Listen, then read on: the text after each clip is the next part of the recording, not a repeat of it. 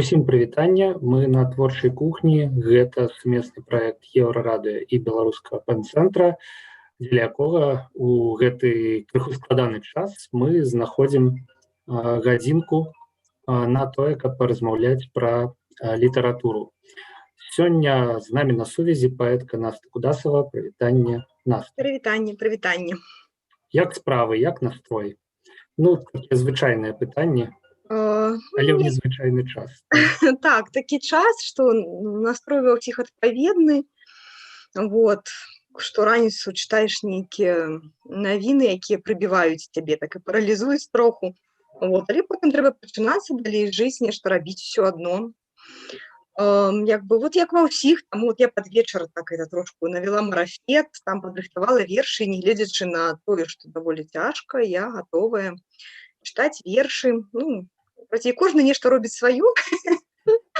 Мая задача пісаць і чытаць. Значыцца, будзем пісаць і чытаць. Ну, атрымліваецца ўвогуле ў гэты час пісаць? Ты ведаеш, так, атрымліваецца.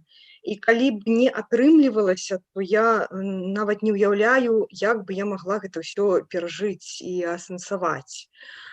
Як не дзіўна, спачатку, канешне, ў жніўні пару тыдняў у мяне быў такі шок, і мне здавалася, што я ўвогуле цяпер не ведаю, ці можна пісаць вершы. Прынамсі, тая мова, якая была ў мяне, яна падавалася нейкай смешнай цяпер ужо. Як бы гэта было ўжо даволі недарэчна пісаць такія вершы, якія пісаліся раней. Але потым, з цягам часу ўсё-такі назапасілася штосьці, нейкія рэфлексіі, і вершы пачалі пісацца, і прычым даволі шмат, як мне падаецца. Для мяне гэта шмат, я так часта пішу, не кожны дзень, таму за гэтыя паўгады нармальны такі корпус назбіраўся тэкстаў. Механізм спачатку шок, пераасэнсаванне нейкае, у тым ліку сваёй мовы, пошукі новай мовы, і калі яе атрымалася знайсці, то, у прынцыпе, творчасць узнавілася. Так. Неяк так. Неяк так. Гэта цікава. Мне ўвогуле цікава тое, што паэты перажываюць усе па-рознаму гэты час, гэты перыяд, і некаторым увогуле не пішацца. Некаторыя спрабуюць ўсё ж такі прыміраць тое, што яны раней пісалі, на новыя абставіны і не змяняць свой стыль. А што змянілася ў тваёй мове? У тваёй паэзіі, у тваёй манеры пісьменніцкай. Ці гэта складана прааналізаваць, калі гэта робіш ты сама? Так, самой гэта складана, але я ўжо калісьці казала дзесьці, але вам не казала, то скажу, што я заўважыла, што стала іншым спрыняццем паэтычнай мовы, калі я пачала чытаць Ахматову. Я, допустим, ніколі не любіла Ахматову, і мне неяк не кранала яе паэзія. А ў пэўны момант я адкрыла рэквіем і пачула там у гэтай такой яснай, простай мове, якая раней мяне зусім не кранала, тому што я люблю, каб усё так гласка, так складана, цікава. Цяпер я зразумела, што я хачу менавіта гэтай яснасці. Я пачула рэквіем і зразумела, што толькі так можна цяпер казаць. І, мабыць, не дзіўна, таму што яна перажывала падобныя падзеі, так, і пісала гэта якраз у той час, калі перажывала штосьці падобнае. Я якраз хацеў, прабач, пераб'ю, сказаць, што да, сапраўды досвед Ахматавай і яе жыццё, першыя спробы, што там акмеізм, сімвалізм, да, срэбраны век, далей кастрычніцкая рэвалюцыя, далей яе забілі мужа, і, канешне, ўсё пакацілася проста пад адхом. І, адпаведна, ёй таксама давялося шукаць новую мову і давялося шукаць словы дзеля таго, каб апісваць тыя жахлівыя падзеі, сярод якіх яна апынулася. І сучасным беларускім паэтам таксама. Так, мы, ў прынцыпе, жылі даволі спакойным жыццём, хаця і, канешне, ўсё разумелі, але апошнія паўгода гэта, амаль грамадзянская вайна. Так, і мова, скажам, моя, мне здаецца, мова стала больш простай.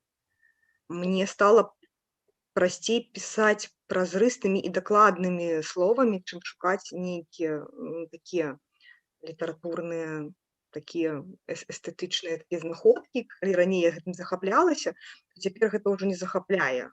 Цяпер ты разумееш, што ты мусіш знайсці адзінае дакладнае слова, і мне здаецца, людзі сталі больш чытаць. Як не дзіўна, з'явілася больш чытачоў паэзіі, можа быць, яшчэ і таму вот ёсць гэтая патрэба быць максімальна дакладнай і простай, таму што ты разумееш, што вельмі шмат людзей цяпер не могуць неяк асэнсаваць гэтыя падзеі, а праз вершы мае, дапусцім, ці яшчэ чыесьці, людзі могуць неяк гэты боль вот перажыць, усвядоміць.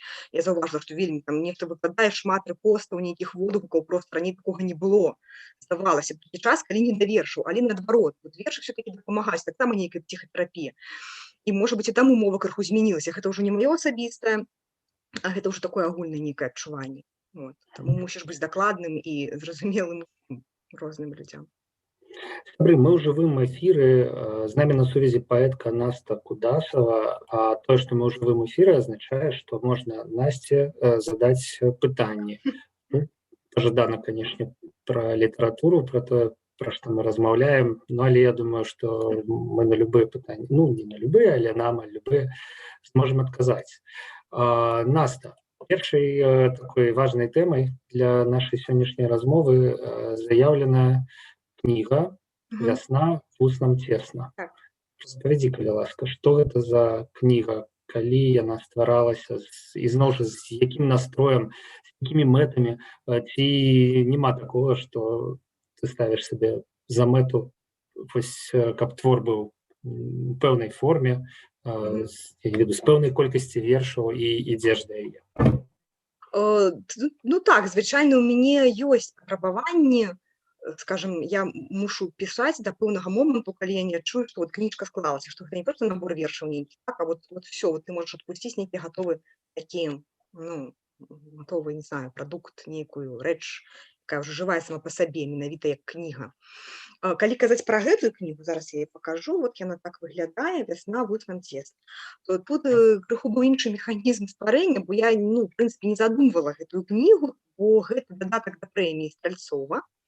Ну, в прынцыпе, гэта ёсць самая важная часть прэміі, мне здаецца, самая галоўная частка яе, вот, тое, што выдаюць кнігу аўтара, і гэтая кніга зборнік усяго найлепшага, што было напісана. Калі так можна сказаць. Я пакуль не адчуваю, канешне, што я ўжо там напрацавала на выбранае найлепшае, але, ну, скажем, вот мяне ўганаравалі такім чынам.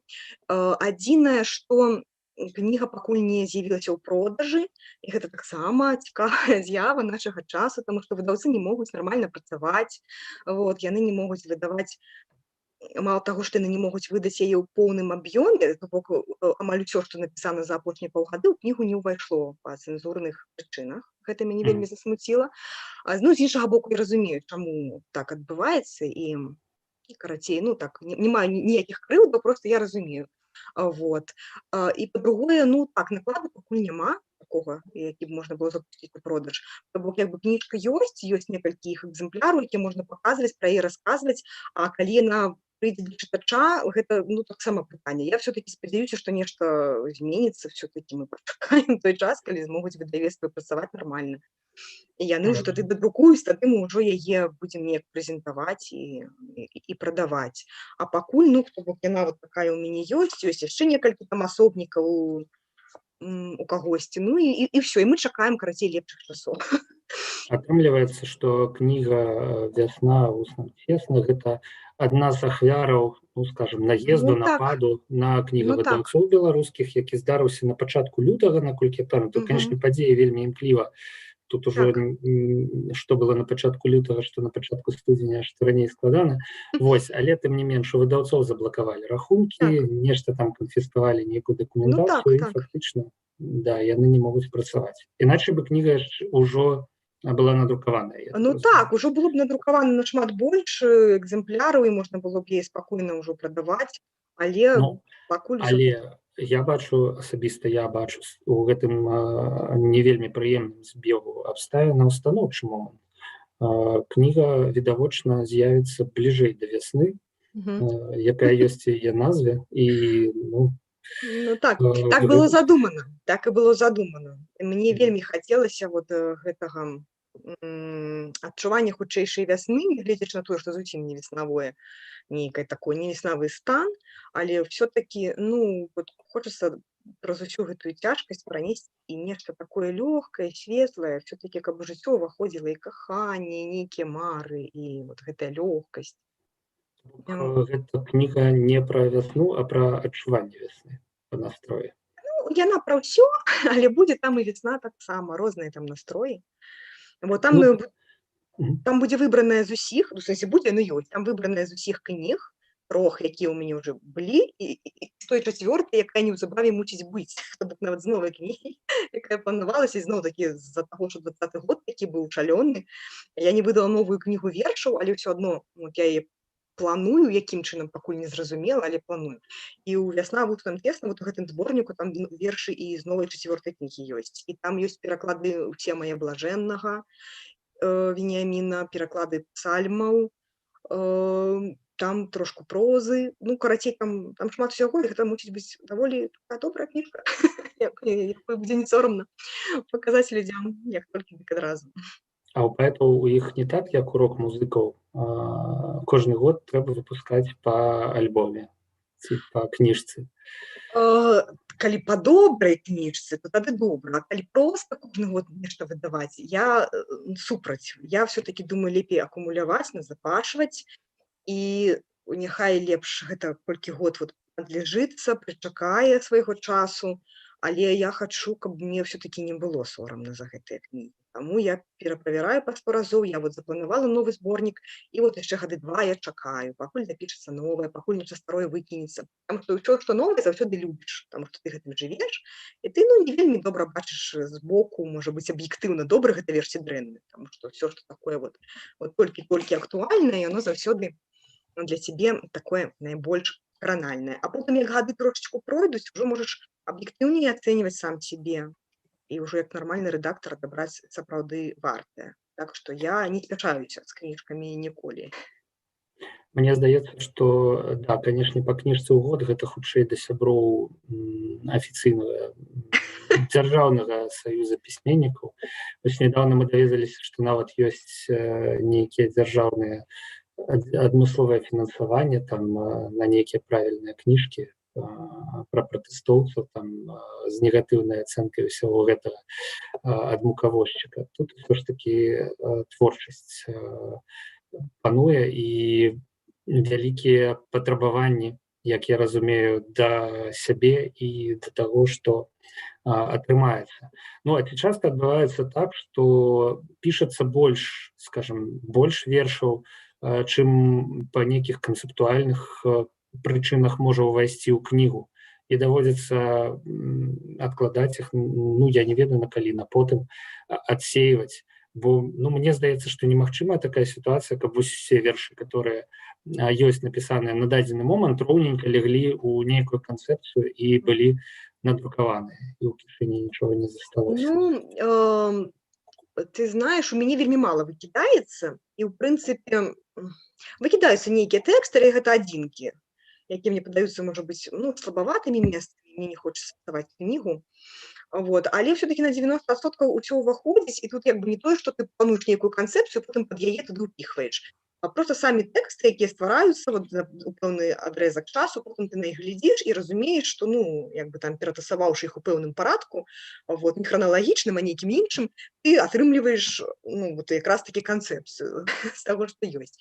Я пішу не так шмат, я ж кажу, я не кожны дзень пішу, і нават не кожны тыдзень, і у мяне можа быць такое, што ў мяне там пару месяцаў няма верша, таму я просто, ну, я не пішу столькі, каб вот, як у моры выбіраць з гэтага. Звычайна большасць трапляе у друк.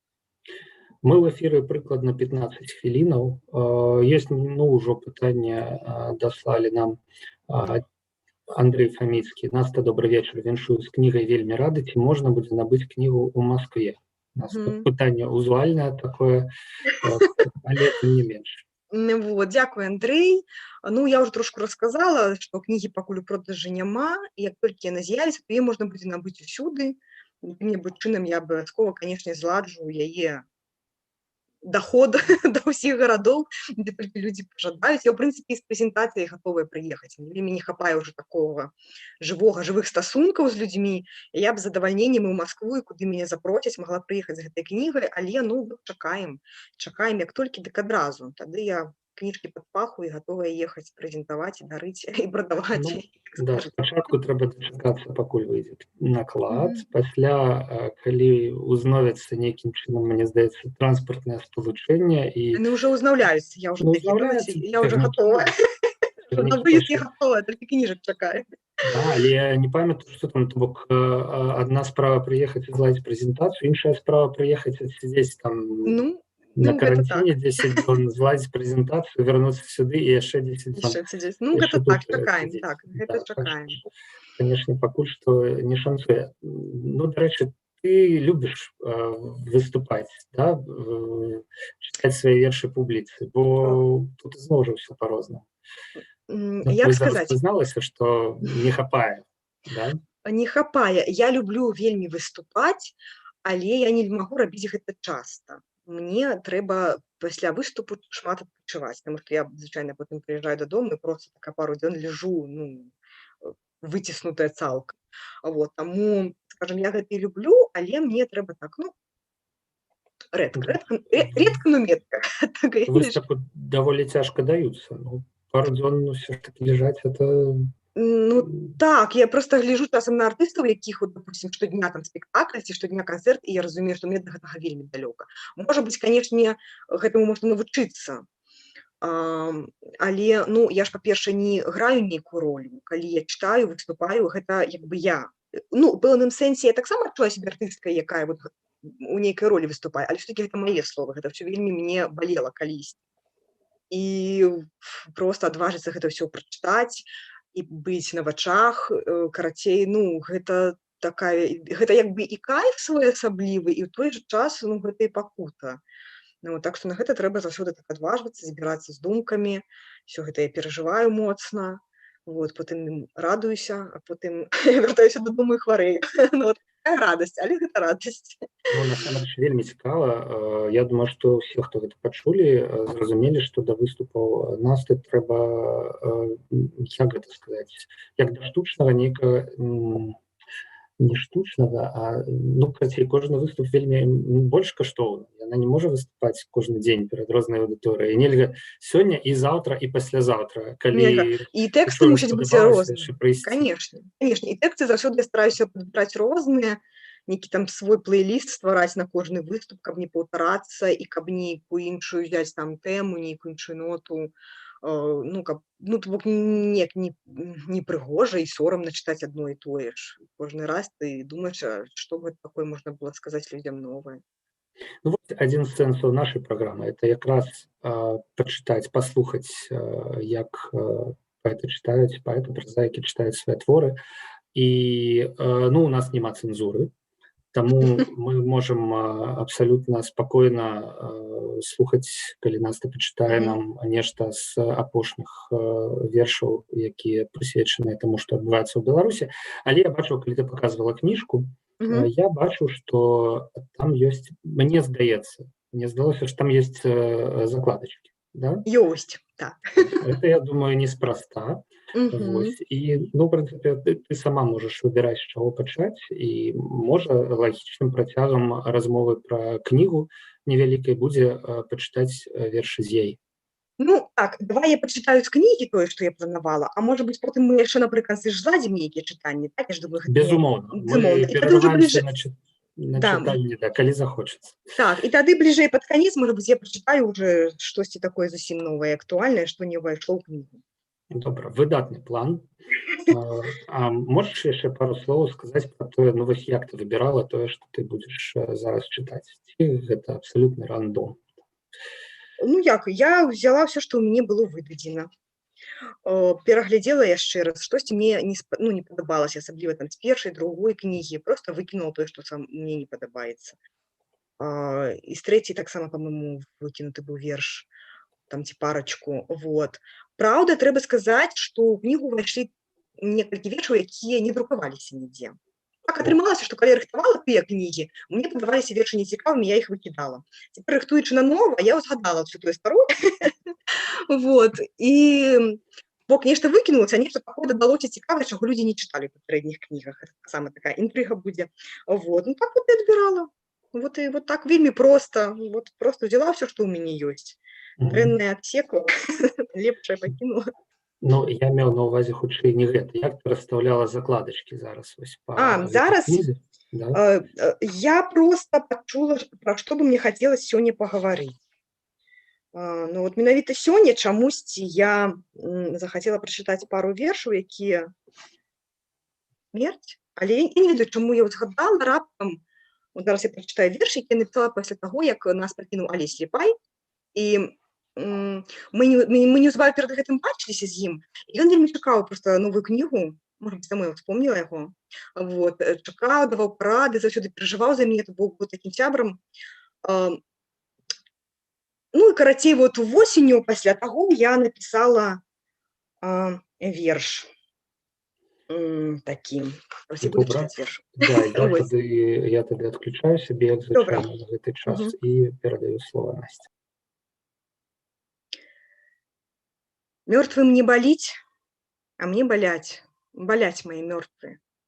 Колькі не замоўчвай, не выкрэслівай, не перагортвай.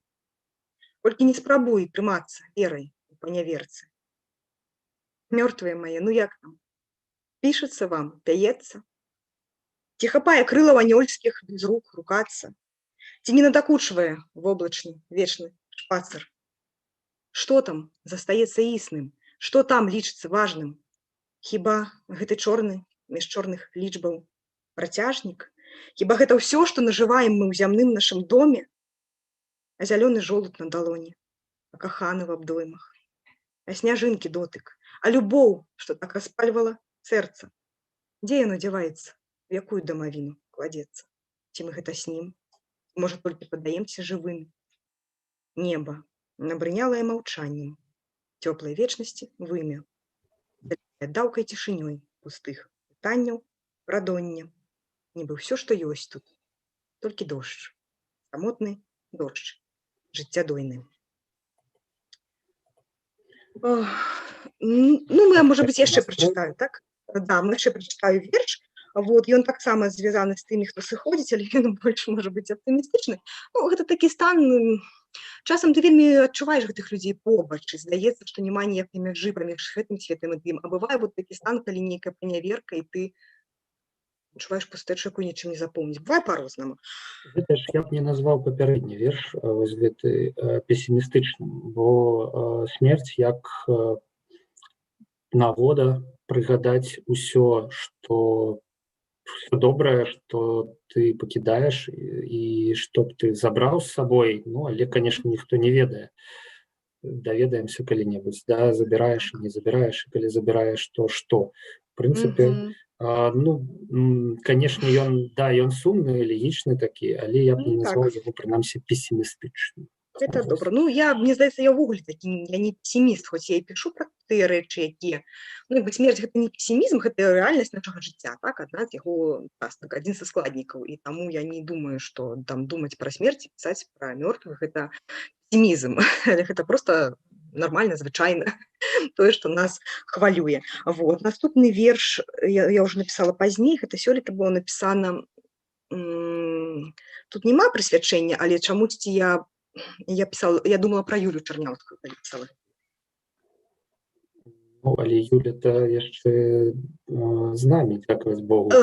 Ну, так, я думала хутчэй пра яе страту, пра яе гора.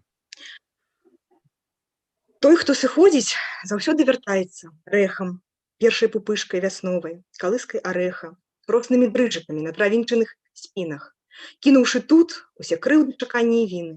Той, хто сыходзіць, бярэ з сабой пухкасць аблокаў, абарачаецца раніцай, ліпенем, глогам, нотай крамянай, што б'ецца ў цініцынай дзюбцы. Той, хто сыходзіць, ходзіць заўжды, каб вярнуцца. Ну, атрымліваецца, што сыход і вяртанне, сыход і вечнасць, да, гэта, ну, вось тое, што стаіць побач. То, што хочацца, прынамсі, каб стаяла побач. І, ну, да. Ну, так, это тое, што надае сілы, тое, што надае сэнсу жыць. Это я так спрабую рабіць глыбакадумныя высновы. Добра, ну, можна без глыбакадумных высноў, таму што я сама не ўмею іх рабіць. Я магу толькі пісаць вершы. Так, а каментары да вершаў, гэта заўсёды, ну, мне здаецца, такая справа, ну, непростая. Я сама не люблю каментаваць вершы, шчыра кажучы. Ну, гэта заўжды вялікая спакуса, калі дабіраешся да Мгм. пісьменніка, да паэта, запытацца, дык пра што ж там было. Мгм. Вось. Ну і мы, ў прынцыпе, ўжо чуем, прынамсі, якія вобразы былі ў галаве і пра што думалася, Мгм. калі пісалі гэтыя вершы, пісаліся. Вось. Ну так, і з іншага боку, разумееш, ніколі немагчыма патлумачыць, таму што верш гэта ж не сума словаў, правільна? І сэнсы, якія ўзнікаюць паміж словамі, заўсёды большыя, чым тое, што ты сам меў на ўвазе. Я часам проста чытаю і сама адкрываю. Ну, я нешта думала пра адно, напісала радок, з'явіліся новыя сэнсы. І, ну, карацей, твор гэта заўсёды штосьці круцейшае, чым я магла ўявіць. Ён заўсёды лепшы, чым я, і большы, чым я. Ён разумнейшы, чым я. Верш, ён заўсёды разумнейшы, чым я. І таму я не магу пра верш сказаць так разумна, як верш сам пра сябе можа сказаць. Таму што, ну, я не думаю, што гэта я вот такі аўтар, які сядзіць і, ну, я і аўтар, але гэта хутчэй такі аўтар-рэдактар, які вот правіць тое, што да яго прыходзіць. Вот. Таму мне самой таксама бывае цяжка расказаць, як гэты верш узнік, як это ўвогуле адбылося, што верш нарадзіўся. Для мяне гэта цуд такі ж, як і для іншых чытачоў. Чую бардаўскія ноткі Ролана Барта, да, смерць аўтара і пісьменнік-скрыптар, які проста рукой якога верш запісвае сябе так, як ён хоча, каб яго запісалі. Ну, але мне здаецца, я вось не фанат гэтай канцэпцыі. Я хацеў бы думаць, што ўсё ж такі ад паэта, ад пісьменніка залежыць больш, чым ад нейкага лёсу, чым ад таго, што падсвядомасць ці простае вымярэнне нешта нашэптваюць у вушы і прымушаюць выкідваць на паперу ці на экран кампутера. Ты ўсё ж такі лічыш, што ты, ну, ёсць нейкая вышэйшая сіла, якая дае гэтыя вершы, ледзь не надыктоўвае. Ну, я б не сказала, што дадатковая. Сіла вышэйшая, безумоўна, ёсць. Ёсць нейкі дух, вот, які ў вершах вот потым адчуваецца, калі ты іх чуеш, у цябе гэтыя дрыжыкі праз скуры, гэта вот той дух, які пісаў. Але ўсё-такі, ну, гэта пісала менавіта я, і ў мяне ёсць пэўны бэкграунд. Я пішу на пэўнай мове, і гэта, ну, не можа не мець сэнсу. То бок ўсё-такі, што вот я чалавек з пэўнай біяграфіяй, з пэўным досведам, з пэўным талентам і гэтак далей. Ўсё-такі гэта даволі такі чалавечыя рэчы. Яны таксама маюць сэнс. То бок і тое, і тое. Як бы нешта да цябе прыходзіць, але ты з гэтым ужо працуеш і перакладаеш гэта на чалавечую мову, і працуеш ужо па-чалавечы з гэтым. Перакладаеш на сваю мову, у прынцыпе. І ў гэтым ты ёсць Менавіта на тую, як я яе адчуваю. Ну, то бок, калі мы думаем, што чалавек гэта цела і ў целе там ёсць душа ці дух, так, то, можа быць, у вершы таксама ёсць нейкае цела, якое я ствараю, да, і ёсць тое, што вот у ім узнікла, ну, як штосьці вот нашаптанае з вышэй, можа быць, так. Загадкавая прырода творчасці, нешта падобна нават да гульні, да? Можа быць і так. Нешта ў гэтым ёсць. Вось, дарэчы, мы зноў выйшлі на тэму мовы, і адзін з радкоў у анонсе гэта пра удмурцкую мову. Чамусьці я мушу цябе запытацца, ці лёгка яе вывучыць. Ты ведаеш удмурцкую мову? Ну, не тое, што я ведаю удмурцкую мову. Я вучу, я займаюся удмурцкай мовай. Вот, я пакуль мала што магу сказаць. Так. Вот, могу сказаць, што мон удмурт кылын верачпічко. Я размаўляю па-удмурцку, але, ну, вельмі, ну, так, пакуль дрэнна, скажам. Я лічу, што паэту патрэбны мовы. Я, калі вучылася ва ўніверсітэце, я так здалёк пачну, і трэба было выбраць, ці займацца мовай ці літаратурай. Я была бясспрэчна проста ўпэўнена, што калі я паэт і пішу вершы, то, канешне, буду займацца літаратуразнаўствам і літаратурай. Ну, як бы, чым тут лінгвістыка, так? Вот, і я помню, што Алена Александровна, моя выкладчыца, яна што ты казала, што, ну, магчыма, я памыляюся, і што, ну, і распавядала сваю гісторыю пра то, як яна брала менавіта лінгвістыку, а не любімую паэзію. І чаму? І потым ужо вот з цягам часу я пачала разумець, як мне цяжка з іншымі паэтамі, з літаратуразнаўствам, з гэтай навукай, якая ўлазіць туды ў літаратуру, нешта робіць, і наколькі мне лёгка з мовамі. І паэту патрэбны найперш не іншыя паэты, а паэту патрэбны мовы. Таму што ну кожная мова гэта іншая ментальнасць, іншая свядомасць. І чым больш ты ведаеш мову, тым больш ты разумееш чалавека, чалавечую прыроду наогул.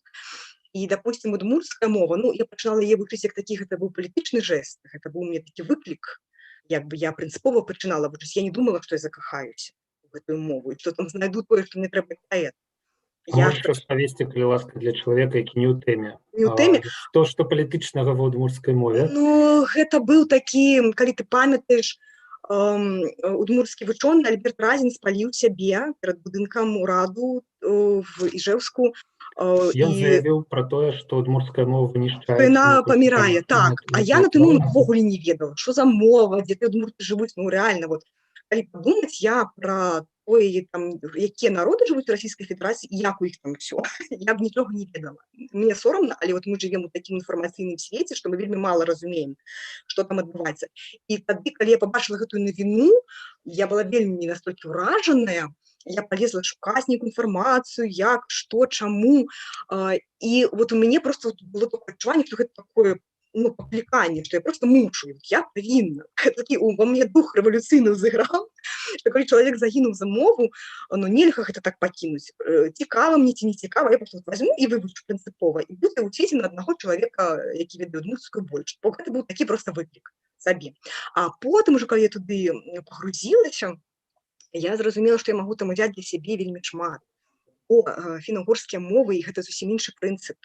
І я там знаходжу ў гэтай мове ўсё тое, чаго мне не хапала вот у нас. Вот усе мае гэтыя наватворы, калі ты помніш, там вот маё невымаўля, там вот гэты цвет невыгаўкны, розныя там занадта многае. Тое, што вот я інтуітыўна, мне здавалася, што можна з мовай так рабіць. Можна ўзяць вот гэты корань, калі ён ёсць, можна ўзяць вот гэты суфікс, калі ў яго ёсць поўны сэнс, іх спалучыць, чаму не, і рабіць такое слова паўнавартаснае. Але гэта для беларускай мовы гэта лічыцца такім, ну, стварэннем неалагізму, нейкая такая наватворчасць. А вот гэтыя мовы фіна-угорскія, там аглютынатыўны тып, і там сапраўды, ну, гэта вельмі прыгожа, калі вот кожная часцінка, кожнае слова вельмі можа быць там даўгое, і кожная часцінка мае пэўны сэнс. І ты вот як з гэтым леха, як з гэтымі кубікамі бярэш гэтыя сэнсы, адзін да аднаго просто прыстаўляеш, і у цябе атрымліваецца, ну, такая 3D-картинка слова с такими вот просто якім вот адразу все гэтыя сэнсы узнікаюць. То бок гэта паэзія ў самой мове, гэта вельмі прыгожа, гэта натхняе. Я часам просто вот адкрыю нацыянальны корпус удмурцкай мовы, сяду, што-небудзь такое, ах, як убачу, што мяне просто, ну, вельмі захапляе. Вот, таму, ну, вот так. Па-першае, спадар Альберт Разін дамогся свайго, хаця бы і часткова, і ахвяра, якую ён прынёс, была недарэмнай, прынамсі, хаця б таму, што, як мінімум, я ўпэўнены, што насамрэч не толькі Насту Кудасаву ён натхніў на вывучэнне удмурцкай, звярнуў яе ўвагу, але ну вось гэты прыклад мы ведаем дакладна, што так адбылося. Я просто хочу яшчэ сваім прыкладам сказаць людзям, які ідуць на пэўныя ахвяры, што людзі, вашы ахвяры недарэмны. Мне здаецца, тут ёсць гэты такі эфект матылька, так, што вот, ну, абавязкова, калі вот нешта робіш, нават калі ты не бачыш адразу вынік, ўсё адно вынік нейкі ёсць, недзе там нешта спрацуе, абавязкова будзе нейкі рэзананс, нават калі ты сам не даведаешся пра тое, што тваё дзеянне мае наступствы. Вот я ў гэта веру, і таму вот я вырашыла, што я буду наступствам. Буду вучыць удмурцкую мову. Мне здаецца, што гэта вельмі пра наш час і пра нашу сітуацыю, калі все хацелі вынік хутка, цяпер, і здавалася, што ну ўжо і блізка гэты вынік, але апынулася ўсё па-іншаму, а мы ўсе і па-ранейшаму хочам гэты вынік. І ад гэтага шмат хто трапляе ў песімізм і ў расчараванне. І ну, даводзіцца навокал чуць галасы і ад знаёмых, і ад выпадковых каментатараў пра тое, што ну, неяк усё адбываецца не так, як мусіла. Я хацела сказаць, што як бы можа яно і не так хутка, як хацелася б, але мне здаецца, што здаровы сэнс мусіць, як это сказаць, возобладаць, забыла слова. Вот, бок все-таки, ну, тое, што цяпер адбываецца, такое нездаровае нейкае, не сучаснае, не адэкватнае, што, ну, так ці іначай, яно мусіць аднойчы скончыцца, таму што, ну, мы ж не ў сярэднявеччы жывём, гэта 21 стагоддзе, і, мне здаецца, ўжо проста чалавецтва дацягнула пэўнага ўзроўню, каб жыць на пэўных іх адэкватных каштоўнасцях, і мы на іх ужо як бы жывём, у прынцыпе, наша грамадства. Проста вот нейкая такая адбылася недарэчная штука, якую трэба, ну, не знаю, перачакаць, што з ёй зрабіць, не знаю. То бок гэтая вот улада і ўсё, вот вся эта сістэма, яна проста не адпавядае нашаму грамадству, я так разумею. Это нейкая такая састарэлая, нейкая такая нешта прысмакталася. Ну, адзінае, што мяне бянтэжыць у гэтай сітуацыі, рэальна бянтэжыць у гэтых развагах, гэта тое, што сярэднявечча цягнулася 10 стагоддзяў. І тут ёсць нюанс, як кажуць. Нам, дарэчы, прыходзіць пытанне, Наста, прабач, я пераб'ю цябе, калі ты хацела неяк пракаментаваць Давай, гэта пытанне. назіранне. Алексей Артёмоў піша: я проста павітаюся, Наста, прывітанне стулы, люблю, всё такое. Прывітанне. Я, дарэчы, узгадвала калісьці цябе, Лёша, і думаю, прыйдзеўся Артём, такі добрыя вершы пісаў, і неяк потым знік з інфармацыйнай прасторы, я нават троху хвалявалася, вот добра, што ты напісаў, значыць, жывы, здаровы. Ёсць YouTube, усіх Это аб'яднае, круто. усе знойдуцца. Во ўсіх гарадах. Да, Андрэй Хаданович глядзіць наш эфір. Прывітанне, Андрэй. Прывітанне. Пытанне ад яго. Раскажы, як табе перакладаецца блажэнны? Раскажы, Наста, як табе перакладаецца блажэнны? Як мне перакладаецца блажэнны? Ну, гэта, скажем так, я ж не перакладчык, но я не лічу сябе пакуль перакладчыкам, я мала перакладала. Вот. Але з блажэнным адбылося так, што я проста адчула, што гэта быццам бы маё. Гэтыя вершы, яны мне настолькі зразумелыя. Ну, бывае, вот чытаеш аўтара, ён класны, вельмі добрыя вершы, але ты не разумееш, як ён гэта стварыў, не можаш паўтарыць. Калі чытаю блажэннага, я вельмі добра разумею, што ім рухала, калі ён іх ствараў. Ну, як быццам бы вот гэта маё, як быццам бы я маю права да яго тут у душу залезці і, скажам так, перасказаць, перастварыць. І таму мне было вельмі лёгка вот іх перакладаць, гэта было такое нейкае натхненне, пакліканне, як быццам бы вот мне дазволілі, мне далі права такое. І ў тыя часы, калі мне сваё нешта не пісалася, просто каб не пакідаць мовы нашай беларускай, каб не ўмёрлі, так? Каб заставацца в тонусе такім паэтычным, я адкрывала гэты зборнічак, у мяне ёсць распасьем, дзе ўсё ягонае, дзе выбраныя ўсе творы. Вот. І просто нешта чытала, і ў пэўны момант, там, нейкі з вершаў раптам я адчувала яго па-беларуску. І рабіла пераклад. І зараз раблю, я пацягваю. Таму што ў гэтай кнізе я не помню, колькі там штук 15, можа, будзе перакладаў. Але ў мяне цяпер бывае такое вот адчуванне, што нічога ты сваё не пішаш, але вот пісаць хочацца разгарнуць сшытак і нешта там такое рыфмаванае зрабіць. Тады я беру гэты зборнік і працягваю перакладаць. Ну, вось насамрэч пытанне Андрэя было, я цяпер разумею, што варта было б гэта патлумачыць, падвойнае дно. Гаворка ідзе не пра, як гэта сказаць, класіка рэлігійнай думкі Авгусціна Блажэннага, а пра Веніаміна Блажэннага, беларускага паэта, так. Да, які пісаў па-руску, што праўда, пісаў у савецкія часы. Ну, адсюль узнікла, ў прынцыпе, і жаданне, і неабходнасць яго перакладаць. Ну так, бок ён беларускі. Такая адтуліна, лірычнае адступленне ад нашага часу для цябе атрымліваецца творчасць Веніаміна Блажэннага. Ну так, атрымліваецца так. І мне ён па духу вельмі беларускі, уже вельмі наш, мне здаецца, вот па адчуванні, вот, але, ну, ён пісаў па-руску. Я падумала, чаму не зрабіць яго такім, ну, зусім ужо нашым. Тым больш, так вельмі добра на беларускую мову кладуцца гэтыя творы. Круто. У каментарах, у прынцыпе, просяць даць больш вершу. Вось, это, я думаю, прыраўніваецца да просьбы чытаць далей. Цікава вельмі размаўляць пра літаратуру, але людзі хочуць паслухаць, што можна яшчэ пачытаць. Тут я не загадваю, цалкам палагаюся на твой выбор. Ну, магу што-небудзь новага пачытаць, бо не ведаю, колькі там часу яшчэ застанецца, таму пакуль час ёсць, я пачытаю новае, там пабачым, ці будзе яшчэ нешта чытаць. Было б класна, мы ўжо 40 хвілінаў у эфіры, і час насамрэч ідзе, таму не трэба яго губляць, сапраўды трэба чытаць. Ну, я думаю, што новае гэта, ну, самае цікавае. Старое то мы як-небудзь і дзе-небудзь іншым месцы можам пачытаць. У кнізе, я спадзяюся, што кніга з'явіцца, таму А новае Вот. гэта эксклюзіў.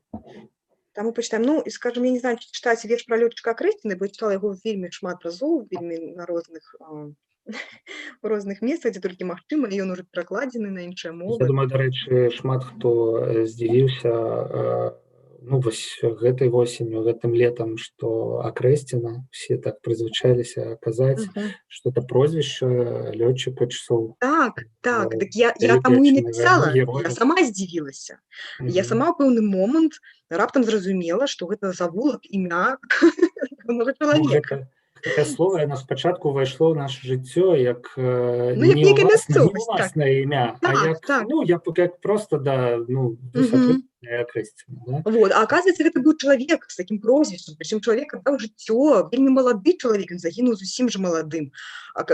Я думаю, што ён загінуў менавіта так свядома, таму што ён там свядома скіраваў самалёт, вот у гэтую варожую тэхніку, то бок ён як бы свядома аддаў жыццё у барацьбе з фашызмам. І я ўявіла сабе, што вот гэты чалавек, калі б ён трапіў у сённяшні дзень, і ён бы афігеў ад таго, наколькі бессэнсоўнае было гэта дзеянне, што мы пражылі амаль 100 гадоў і нічога не мяняецца. Гісторыя нас не вучыць. Мы ўсё адно трапілі вот у сітуацыю, калі людзі могуць скатаваць адно аднаго праз там, не знаю, погляды ці яшчэ што. Я не магу зразумець. Для мяне гэта быў шок. Вот, і я карацей... Наколькі супрацьлеглы аб'ект размясцілі Ну так, у завулку, так, названым яго так, прозвішчам. так. Я думаю, што ён быў вельмі ўражаны, калі б ён мог гэта пабачыць. Пра гэта ўласны верш. Ну, я яго прачытаю. Прачытай, калі ласка. Так, я сыходжу з экрана. Добра. Тут кожны баіцца прызнацца, што страціў кагосьці, што больш немагчыма без жаху ступаць па зямлі. Сасновыя шышкі трашчаць пад нагамі, як косці, як берцы забойцаў чарнеюць у травах камлі. А ў небе нябесныя сотні, нябесныя шэсці, а з неба скрозь слёзы, абняўшы нябесны штурвал, глядзіць, шалелы ад роспачы, лётчык Акрэсціны. Усё пазабыта, нікога не ўратаваў. Так, ну я тады буду яшчэ чытаць, мабыць, так, без каментароў пакуль. Калі нешта такое супер важнае, тады далучайся. Чытай, калі ласка, пакуль не спынішся, а далей уже я. Песні шчасця рыпяць курапацкім пяском на зубах. Ад разумнага, добрага, вечнага ўжо зводзіць сківіцы. Што б не сеяў, пажнеш тут адно. Сандармох, Карабах. Бессэнсоўна высільвацца, лепей адразу засіліцца. І не глухнуць ад болю, не слепнуць ад праўды прычын, не жахацца ад ззяння таго, хто прыйшоў самаспаленым. Ты не фенікс, таму ўцісні сорам глыбей, сачы, як разносіцца ноч нематой над астрогамі спальнымі. Ноч ідзе, закалыхвае тых, што жывуць на ўра. Як жа хораша спіцца ім, Господі, чуеш, як лёгка ім. Ну а ты вымкні волю, сумленне, завесь, паўтарай. Лепей лёкаем, лепей лёкаем, лепей лёкаем. Так, ну яшчэ верш прачытаю, які называецца «Пакроў». Верш прысвячаецца Лізе Строцавай. На Пакроў якраз напісала яго. А чаму Лізе Строцавай? Можаш распавесці? Ну так здарылася, што якраз гэта быў Пакроў і Дзень маці, а напярэдадні, па-мойму, за дзень да гэтага якраз Рому забралі і судзілі. Ну, мужа Лізінага, Рома Абрамчука, музыку. І Рома, дарэчы, пісаў песні на мае вершы. Ну, карацей, проста як бы я ведаю гэту сям'ю, і мне гэта вельмі кранула, я ўявіла, як гэта, калі вот ты жанчына, маці, там, з маленькімі дзецьмі застаешся адна. Класнае свята, карацей, у цябе такое. Ну, і бы такі вот Дзень маці падарылі. І я тады, ну, прысвяціла гэты верш. То бок той выпадак, калі у асабістую нейкую трагедыю ператвараецца агульны махавік рэпрэсій. Мы вельмі часта, пакуль нас гэта не кранецца, на гэты ўзровень не спускаемся. Мы аперуем лічбамі, столькі-то затрымалі, столькі-то судзілі, столькі-то штрафаў, столькі-то сутак. А тут як бы асабістае. Ну так, за кожным гэтым стаць асабістая гісторыя. Вот я зараз Пакроў прачытаю, потым яшчэ адзін верш таксама з асабістай гісторыяй. Добра. Дарагая нябесная маці, прыйдзі, святая, расцялі над гэтай цемраю свой пакроў. Мы раней так любілі восень, Цяпер змятаем замест рыжага лісця сходнікаў свежую кроў. Дарагая, пачуй, мо ты ведаеш, дзе згубіўся той, хто нам абяцаўся, мне помста, і я аддам. Хай прачнецца ўжо, хай зірне з крышталёвае выці у распаптаныя твары зямных беларускіх мам. Дарагая небесная, вось мы, крычым, жывыя, расцялі ж нам пакроў, ступіся за нашых дзяцей. Ноч стаіць за плячом, ноч бядой, у патыліцу вые, дворнік раніцы свежы адчай па асфальце мяце. Наступны верш так атрымалася якраз роўна праз месяц напісала я, па-мойму, там лістапада 14-го, здаецца, 15-го. Ён называецца «Голас маці». Верш памяці Романа Бондаренка. Якраз так атрымалася, што я трапіла ў Мінск. Не помню, мне што там трэба было. Ці записывалі нейкую перадачу, што выпадкова я трапіла ў той дзень, якраз калі стала вядома, што ён все-таки памёр. І я была на тым у тым двары, якраз бачыла гэты вялізны натоўп людзей, просто увесь горад такі туды прыйшоў, гэтыя бясконцыя сігналы машыны, і мы стаялі з сябрамі, размаўлялі. Мой сябар тады сказаў такую думку, кажа, мабыць, якая файная для маці падтрымка, ну, калі набачыш столькі людзей, да, перажываюць. І я падумала тады, як маці, тому што я таксама маці, што, напэўна, ну, карацей, нічога не можа падтрымаць. То для маці, як бы, вот гэта такое гора, што нам нават калі табе прынесуць медаль, там, і назавуць ягоным імем вуліцу, і што б не здарылася пасля, якім бы не быў ён героем там, для ўсёй краіны, асабістае вот гэта гора маці, ну, ніхто не можа ніколі зразумець, перажыць. Ну, карацей, вот так я падумала, і потым уже ідучы вечарам дамоў у маршрутцы, якраз вот за некалькі гадзін напісаўся гэты верш, які называецца «Голас маці». Як па мне, так гэта парадаксальная сітуацыя. Мы сапраўды разумеем, што неяк дапамагчы ў гэтай сітуацыі маці немагчыма, але гэта не значыць, што мы не мусім падтрымліваць. Да? Ну, то бок, ну, немагчыма, да? Ну, так все, склалі крылы, нет, не склалі, кожны мусіць рабіць, што можа, але, ну, зразумела, што, як бы, ты ніяк не можаш яго паменшыць, гэта гора, ты не можаш яго. І словы, дарэчы, вот зноў Ахматавай згадваюцца, а туды, дзе молча маці стаяла, так ніхто зглянуць і не пасмеў. Да? То бок, просто, ну, таму што не можаш знайсці словы, насамрэч, каб падтрымаць такое гора. Ну, просто нішто не можа яго запомніць, безумоўна. Вот, карацей, верш. Там людское заходзіцца мора, а я не веру. Непамернае слово «памёр» не ідзе на язык. Лепш завешу акно, ды пайду прыгатую вячэру. Вось жа бульба, віно, паляндвіца, чабор, базілік. Там людскі акіян захліпаецца штормам на плошчах, там нясуць на сцягах непад'ёмнае слова «героі». Што мне словы? Галоўнае, хутка прыедзе мой хлопчык. Сядзе побач за стол павячэрае разам са мной. А калі не прыедзе, я ўстану, я выйду да Бога. Я скажу яму: ты, што зрабіў з нашых сэрцаў агні, мне не трэба героя. Вярні мне сына жывога, звычайнага сына жывога. Мне, чуеш, вярні.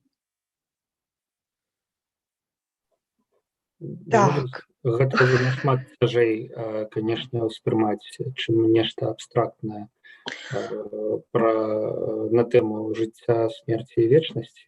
Ну, так. Але мне здаецца, што калі ўжо вяртацца да слова Ахматавай, згаданых табой, то якраз такі, калі мы наважаемся ўсё ж такі зірнуць на маці, мы частку неяк перажываем таго, што перажывае яна, ну і, канешне, робімся праз гэта больш загартаванымі, больш сільнымі. Так мы не палягчаем яе жыццё, але мы нейкім чынам узмацняемся самі. Ну так, напэўна. Ну, дарэчы, так, вершы ўсе, яны так ці іначай звязанымі з пэўнымі падзеямі. То бок для мяне гэта нейкі такі летапіс, каб не забыць, што вот мы адчувалі тое, вот быў такі дзень, там у гэты дзень было штосьці яшчэ.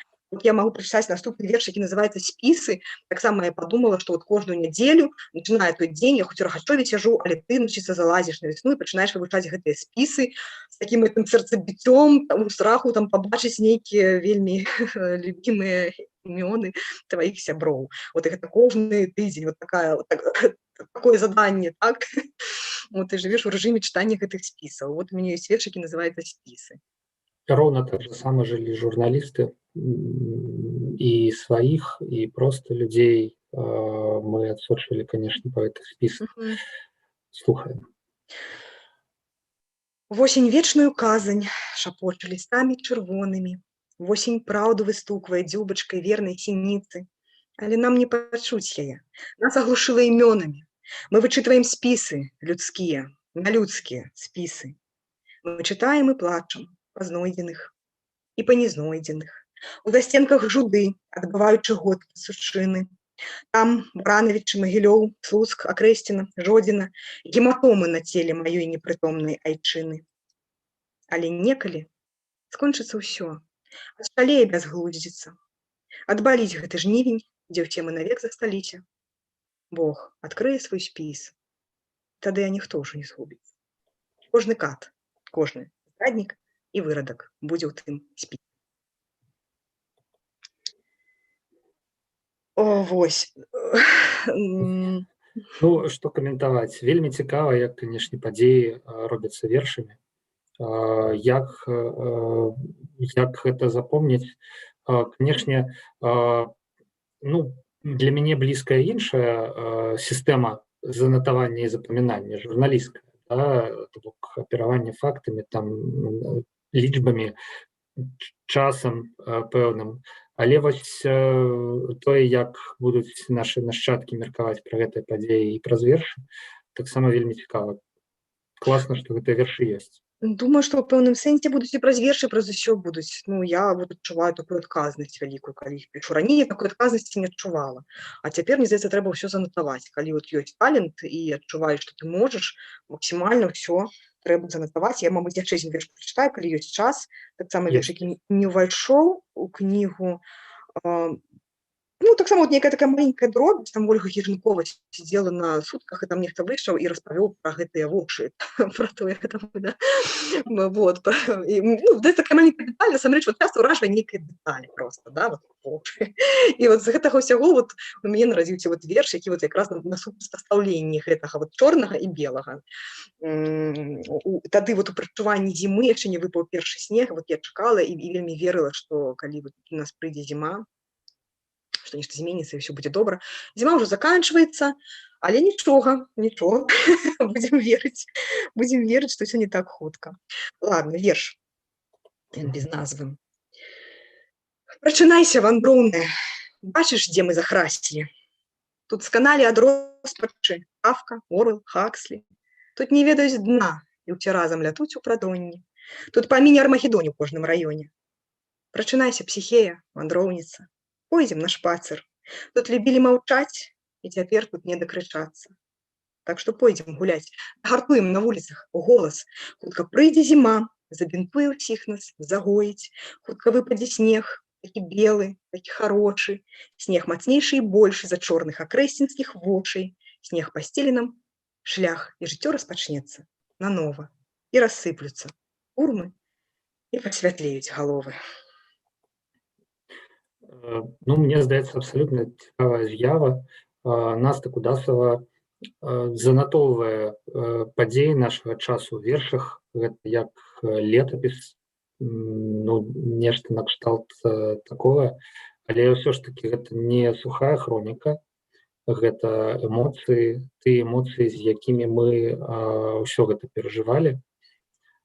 Мне здаецца, што нават, вось я падумаў, пакуль ты чытала, нават больш важна запомніць эмоцыі, а не канкрэтныя даты. Там, калі колькі Хижнікова менавіта дзённа сидзела там у ізалятары 42 ці 44, вось, а тое, што там былі вошы, і тое, што мы ўсе думалі і адчувалі, калі даведаліся пра гэта. Вось гэта, ну, можа, насамрэч, і больш важна, чым канкрэтнае число. Можна я попрошу тады яшчэ адзін верш прачытаць цябе? У нас засталося 5 хвілін, умоўна кажучы. У нас ёсць яшчэ адно пытанне пра Веніаміна Блажэннага, але можа ўжо і ладно.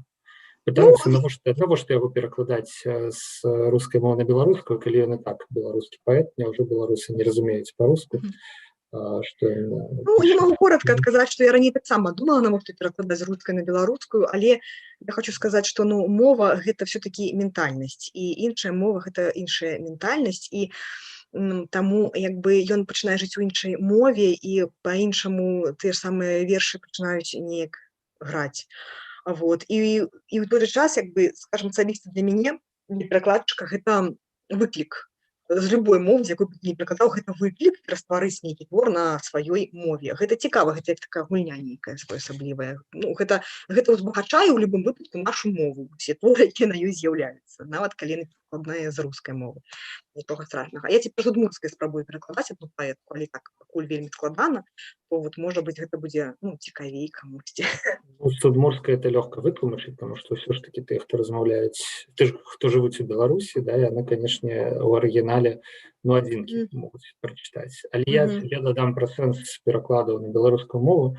Мне здаецца, што рана ці позна мы дойдзем да такой сітуацыі, калі беларусы ў Беларусі будуць жыць у беларускамоўным асяродку ад пачатку і да заканчэння.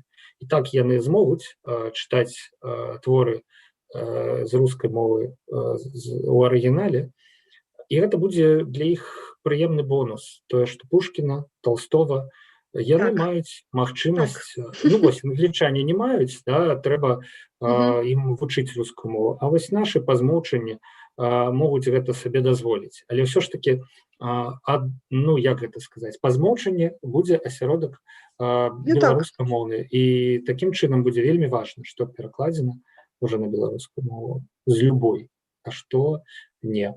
Вось дзеля гэтай будучыні. І мы ўсе, прынцыпе, на Еўрарадыё працуем, і эфір гэты можа калі-небудзь Мне здаецца, гэта лагічна. Таму што таксама свет уяўляецца такім, што мы ўсе будзем на сваіх мовах гаварыць. І калі я вучу удмурцкую, я не ўспрымаю, што я там, не знаю, там трымаю за руку паміраючага. Нет, я адчуваю, што за гэтым будучыня. Што будуць усе гэтыя мовы жыць, і гэтыя краіны будуць мець сваё, і развіваць сваё. Таму што, проста, мне здаецца, час імперыі сышоў, гэта ўжо неяк не актуальна, старамодна. Гэта ўжо не цікава. А цікава якраз такі гэтыя маленькія, маленькие не по значности маленькие, а как это называется, это малочисленные гэтыя культуры, потому что яны цікавыя, потому что яны цікавыя, потому что іх шмат, яны вельмі розныя, у кожнага штосьці сваё. І мне здаецца, што чым больш ідзе глобалізацыя, тым больш будзе наадварот цікавасць да гэтых народаў, пра якіх мы раней нічога не чулі. Так што працуем, да. Добра, я яшчэ прачытаю верш. І, можа быць, давай прачытаю два. У мяне два засталося, яны маленькія. Адзін верш пра курапаты і адзін верш потым будзе пра лісты. Я адразу папярэджу пра лісты. Чаму пра лісты? Я колькі не пісала вязням лісты, яны кудысьці знікаюць. Назад не вяртаюцца, вязні іх не атрымліваюць. Але нічога назад не прыляцела, і я ў пэўны момант адчула, што, можа быць, ёсць нейкая прастора цудоўная недзе, куды гэтыя ўсе лісты збіраюцца, як хмара такая, потым хрымнуць гэтым дажджом на зямлю. Таму што многія кажуць пра тое, што сапраўды лісты пішуць, а яны проста як іх з'еў нехта. І не туды, і не сюды. Так што ў мяне ёсць верш яшчэ і пра лісты. Так, спачатку пра курапаты. Добра, знікаю. Мы любілі замкнуцца дома, каб не чуць выццё курапатаў. Мы не верылі ў 37-й, і да нас пагрукаў 20-й. Гэта вусціш з апрэлым лісцем набіваецца ў торбы целаў. Я б хацела прачнуцца, выйсці, выплыць, вылецець, я б хацела. Мы не верылі ў 37-й, не глядзелі ў твар курапатам. Мы, стаіўшыся, спалі дома, і да нас пагрукаў 20-й. І верш, які называецца «Лісты», урэшце, гэта будзе апошні. Кажуць, лісты ў турму не губляюцца назаўсёды. Яны адрошчваюць крылы, збіраюцца ў стаі лісціныя і некуды ў неба лятуць, будуюць там гнёзды свабоды. Татуіроўкі літар не зажываюць на белых спінах, а вязні становяцца вязамі Яны прарастаюць праз краты, істоту сваю шукаючы, голым галлём галёкаюць, і неба да іх прыходзіць, самі лісцянятамі, і боль адпускае ўсіх, сплываючы прэч аблачынкай лёгкай. Вязни становятся вязами. Так, і прарастаюць праз краты. Ну, я думаю, што прарасцём Вот як-небудзь. што робіць з нашай сумнай рэчаіснасці паэзія. Так, што рабіць? А што застаецца? Ну, трэба неяк гэта перажываць, і вот так вот і перажываем. Робім з вязняў вязы і расцём кудысьці. Мне здаецца, што кожны, канешне, ў наш час крызісны шукае свае крыніцы для натхнення і для аптымізму, і для того, каб не губляць прысутнасць духа.